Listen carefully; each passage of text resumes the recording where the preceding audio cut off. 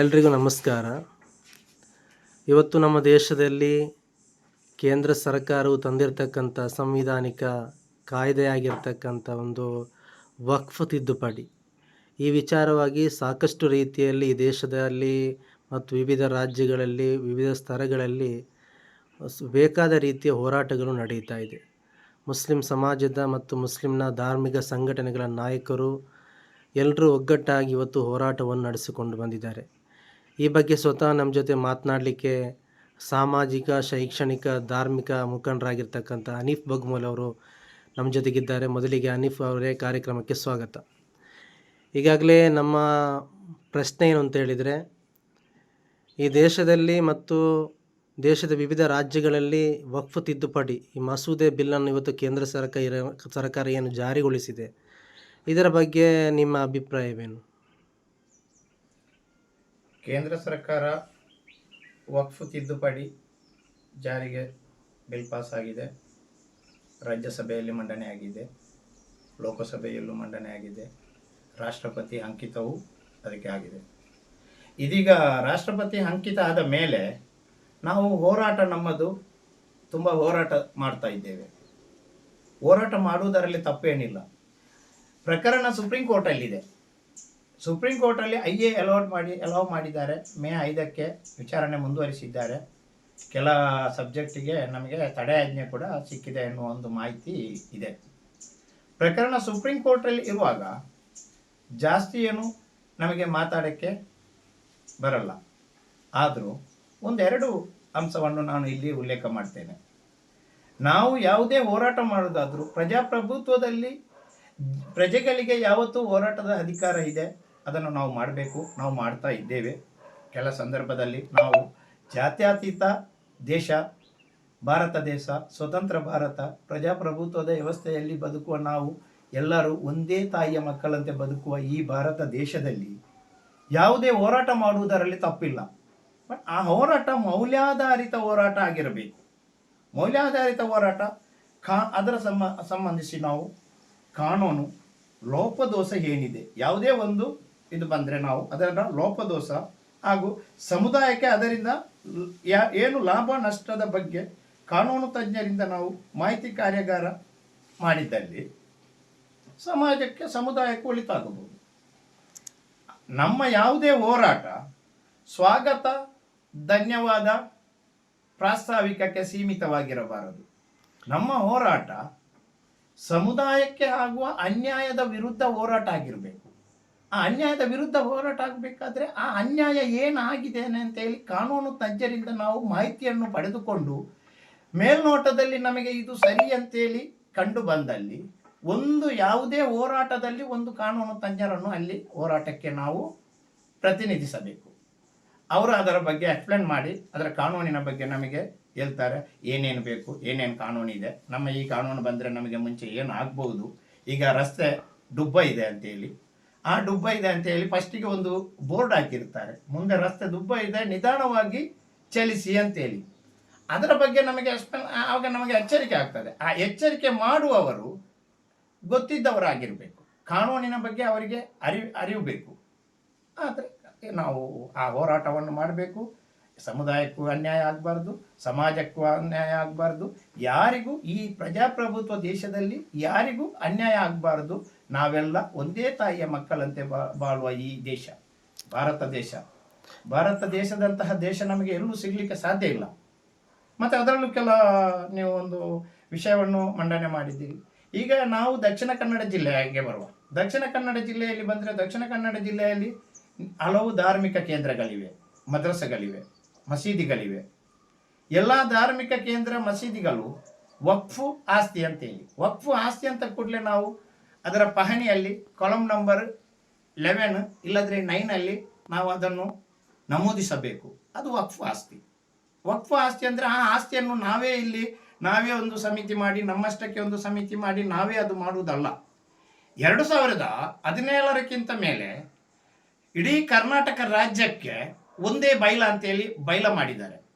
ಅದು ದೇಶದಲ್ಲಿ ಕೂಡ ಮಾಡಿದ್ದಾರೆ, ವಕ್ಫ್ ಬೋರ್ಡ್ ಇದ್ದು. ಆ ಬೈಲದಲ್ಲಿ ಉಲ್ಲೇಖ ಮಾಡಿದ್ದಾರೆ, ಎಲ್ಲ ವಿಷಯವನ್ನು ಉಲ್ಲೇಖ ಮಾಡಿದ್ದಾರೆ. ನೀವು ಸಮಿತಿ ರಚಿಸಬೇಕು, ಕಮಿಟಿ ಅಪ್ರೂವಲ್ ಮಾಡಬೇಕು.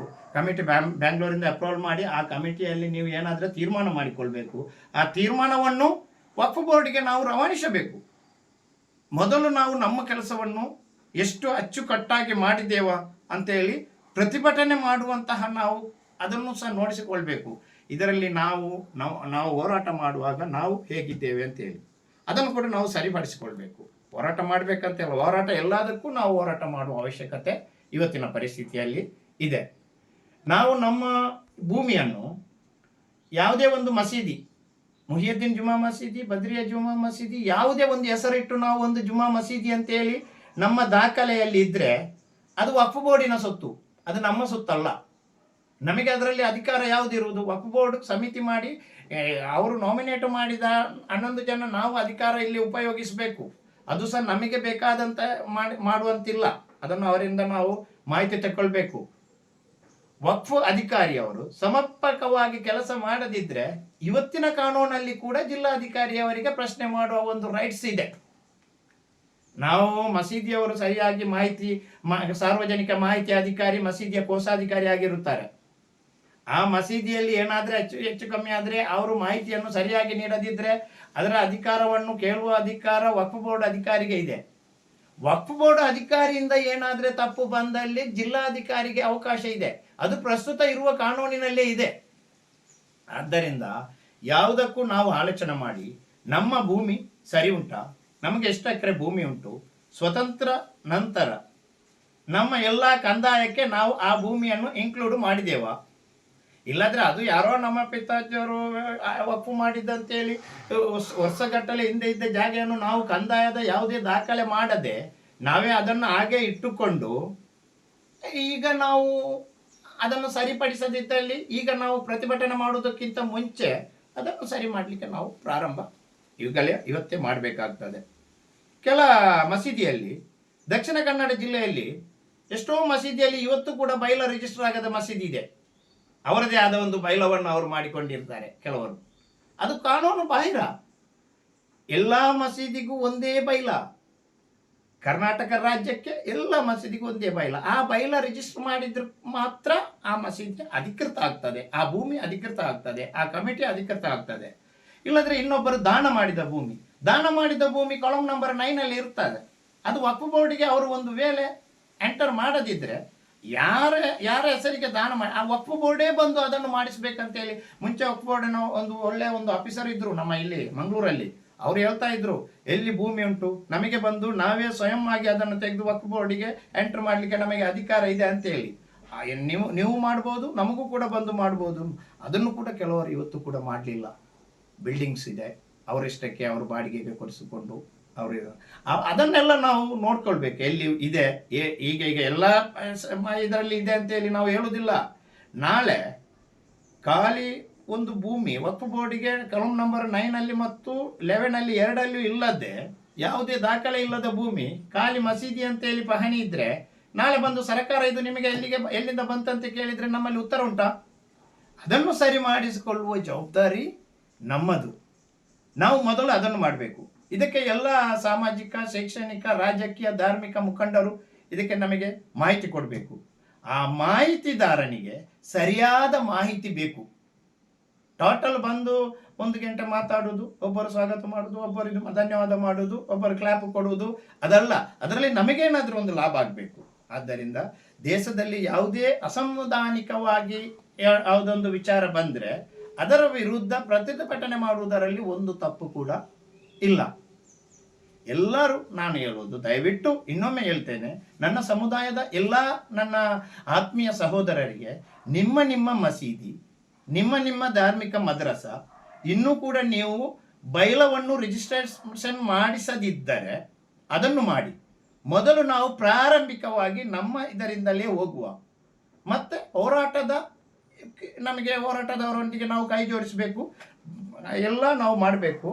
ಬಟ್ ನಾವು ನಮ್ಮ ಫಸ್ಟಿಗೆ ನಾವು ನೋಡಬೇಕಾದದ್ದು ನಮ್ಮ ಮಸೀದಿ ಬೈಲ ರಿಜಿಸ್ಟರ್ ಆಗಿದೆ, ನಮ್ಮ ಮಸೀದಿಯಲ್ಲಿ ಎಷ್ಟು ಜಾಗ ಉಂಟು, ಆ ಜಾಗದ ದಾಖಲೆ ವಕ್ಫ್ ಬೋರ್ಡಿಗೆ ನಾವು ಎಂಟರ್ ಮಾಡಿದ್ದೇವಾ ಇಲ್ವಾ, ನಾವು ಬೈಲ ರಿಜಿಸ್ಟರ್ ಮಾಡಿದ್ದೇವಾ, ನಾವು ಕಮಿಟಿ ರಿಜಿಸ್ಟರ್ ಮಾಡಿದ್ದೇವಾ, ನಾವು ನಮ್ಮಲ್ಲಿ ಆಗುವಂತಹ ವ್ಯವಹಾರವನ್ನು ಬ್ಯಾಂಕ್ ವ್ಯವಹಾರ ಆಗಿ ಮಾಡಿ IT ರಿಟರ್ನ್ ಮಾಡಿಸಿಕೊಂಡು 3 ವರ್ಷಕ್ಕೆ ಒಮ್ಮೆ ವಕ್ಫ್ ಬೋರ್ಡಿಗೆ ಲೆಕ್ಕಾಚಾರವನ್ನು ಕೊಡ್ತೇವ? ಅದನ್ನೆಲ್ಲ ನಾವು ನೋಡಬೇಕು. ವಕ್ಫ್ ಮಾಡುವುದು, ಮೊನ್ನೆ ಒಂದು ವಿಷಯಕ್ಕೆ ಬಂತು, ವಕ್ಫ್ ಮುಸ್ಲಿಮರೇತರು ವಕ್ಫ್ ಮಾಡುವಂತಿಲ್ಲ ಅಂತೇಳಿ ಹೇಳ್ತಾ ಇದ್ದಾರೆ ಅಂತೇಳಿ. ನನ್ನ ಪ್ರಕಾರ ಕೂಡ ಮುಸ್ಲಿಮೇತರರು ಮಸೀದಿಯನ್ನು ವಕ್ಫ್ ಮಾಡುವಂತೆ ಇಲ್ಲ. ಮಸೀದಿಯ ಭೂಮಿಯನ್ನು ಯಾರಾದರೆ ನಮಗೆ ಮಸೀದಿಗೆ ದಾನ ಅಂತ ಹೇಳಿ ಕೊಟ್ಟಿದ್ರೆ ಅದನ್ನು ನಾವು ಮಸೀದಿಯ ಹೆಸರಲ್ಲಿ ಮಾಡಿಸಿ ಅದನ್ನು ವಕ್ಫ್ ಬೋರ್ಡಿಗೆ ಎಂಟ್ರ್ ಮಾಡಿಸಿ ಅದರಲ್ಲಿ ನಾವು ಮಸೀದಿಯನ್ನು ಸಾಧ್ಯವಿದ್ದರೆ ನಾವು ಊರವರು ಕಟ್ಟಿಸ್ತೇವೆ, ಇಲ್ಲದ್ರೆ ದಾನಿಗಳು ಕಟ್ಟಿಸಿಕೊಡ್ತಾರೆ, ಇಲ್ಲದ್ರೆ ಧಾರ್ಮಿಕ ಮುಖಂಡರು ಕಟ್ಟಿಸಿಕೊಡ್ತಾರೆ.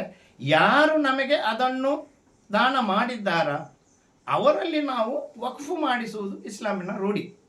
ಬೇರೆ ಯಾರೋ ಕಟ್ಟಿದ, ಯಾರೋ ದುಡ್ಡು ಖರ್ಚು ಮಾಡಿ ಒಂದು ಮಸೀದಿ ಕಟ್ಟಿದ್ರೆ ಬೇರೆ ಯಾರನ್ನು ತಂದು ಅದನ್ನು ವಕ್ಫ್ ಮಾಡಿಸುವುದು ಕೂಡ ಅಷ್ಟು ಒಂದು ಸರಿಯಾ ತಪ್ಪ? ಅದು ಧಾರ್ಮಿಕ ಮುಖಂಡರಲ್ಲೇ ಕೇಳಬೇಕಷ್ಟೇ. ಮತ್ತೆ ಮುಸ್ಲಿಮೇತರರು ವಕ್ಫ್ ಮಾಡಬಾರದಂತ ಹೇಳುವುದರಲ್ಲಿ ದೊಡ್ಡ ತಪ್ಪು ಅಂತ ಹೇಳಿ ನಾನು ಏನು ಹೇಳುವುದಿಲ್ಲ. ಮುಸ್ಲಿಮೇತರರು ಕೊಟ್ಟ ಭೂಮಿಯಲ್ಲಿ ನಿಮ್ಮ ಹೆಸರಿಗೆ ನೀವು ಮಾಡಿಕೊಂಡಿದ್ದಲ್ಲಿ ಅವರು ಅದನ್ನು ದಾನ ಮಾಡಿದರೆ ಅದನ್ನು ನಿಮ್ಮ ಹೆಸರಿನಲ್ಲೇ ಇದ್ದಲ್ಲಿ ಅದರಲ್ಲಿ ನೀವು ಮಸೀದಿ ಕಟ್ಟಬಾರದಂತೇಳಿ ಭಾರತ ದೇಶದ ಕಾನೂನು ಯಾವತ್ತೂ ಕೂಡ ಹೇಳಲಿಕ್ಕೆ ಇಲ್ಲ ಅಂತೇಳಿ ನನ್ನ ಒಂದು ಅಭಿಪ್ರಾಯ.